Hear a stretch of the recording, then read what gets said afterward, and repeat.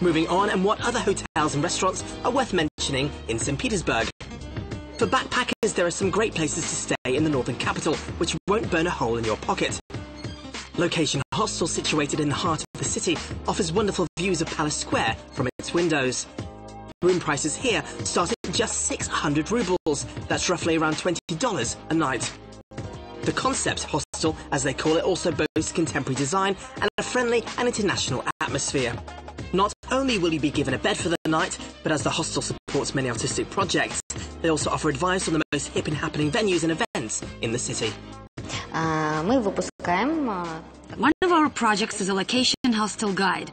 It's a non-traditional city guide featuring the most interesting places in the city, in our humble opinion. It includes information on where to dance, eat or shop, and there are all kinds of places from flea markets to concept stores from 2 to 5-star places. When visiting, look around for many of the city's yards. In many of them you'll find cozy restaurants. Teplo, meaning warmth, is a so-called living room restaurant. The interiors of its several halls and terrace are indeed very homey. And if you're travelling with children, there's even a special room for them. Next up, a new bar called 2213. Inspired with travelling around the world, its young and enthusiastic owners have created a fashionable place for lunches and also cocktails after dark. The barmen at the venue make amazing drinks, and there's also a sweet shop here. 10 macaroons for takeaway, please. When we were working on the interiors, we wanted the venue to represent warmth and family comfort. For example, this sofa we brought from the flagship Chanel boutique in Paris. It took a long time to persuade the owner to sell it to us. She didn't understand what we needed the old worn-down sofa for. But we believe in power, energy and philosophy of furnishings with history. The Dom Vita Bar and Cafe is located in a Soviet building of the same name, meaning Consumer Services Centre. Its interiors with old furniture resembles the atmosphere of an apartment in the times of the USSR.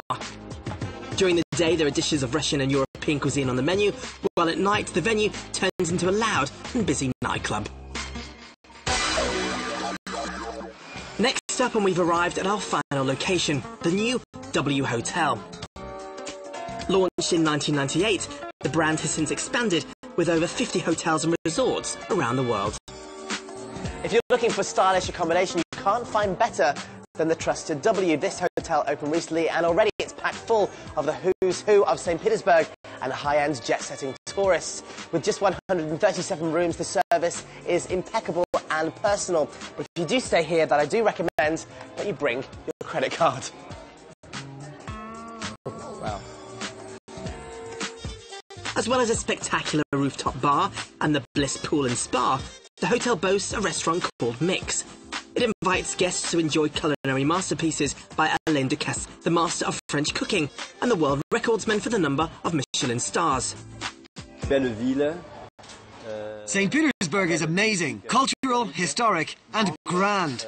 And we shall try our best to harmonise the cuisine with the city's spirit, for it to be top quality and at the same time reasonably priced. The Venice of the North is a great city for dining out, with restaurants to suit every pocket from humble backpackers to A-list celebrities. As for accommodation, St. Petersburg hotels range from grand historic properties to budget mini hotels.